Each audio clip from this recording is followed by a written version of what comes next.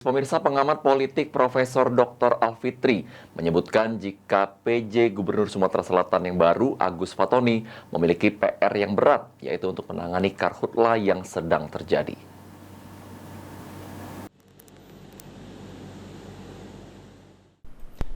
Pengamat politik Profesor Dr. Alfitri menyebutkan PJ Gubernur Sumatera Selatan, Agus Fatoni, memiliki PR yang berat, khususnya menangani karhutla di Sumsel.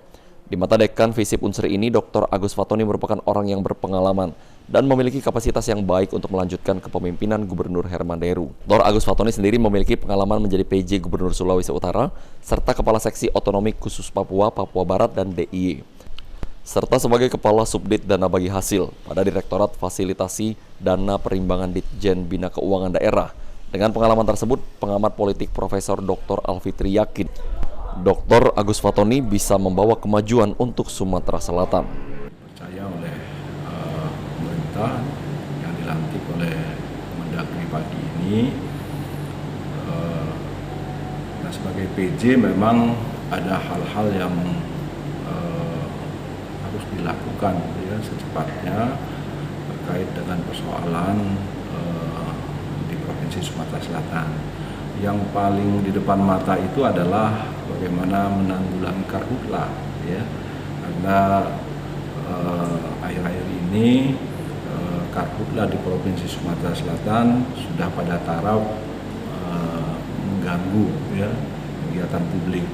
Nah, kita harapkan PJ Gubernur ini nanti bisa berkoordinasi secara cepat untuk cepat menangani karhutla.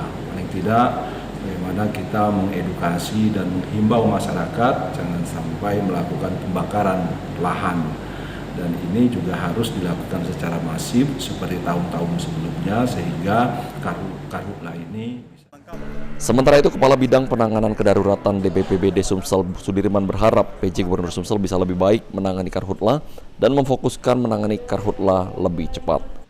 PJ Gubernur ini semoga dengan beliau menjabat sebagai PJ Gubernur Sumatera Selatan bisa mengendalikan kebakaran asap dan asap atas kebakaran hutan dan lahan ini lebih maksimal, dan yang lainnya mungkin keberhasilan dan dukungan beliau yang kita utamakan untuk melaksanakan.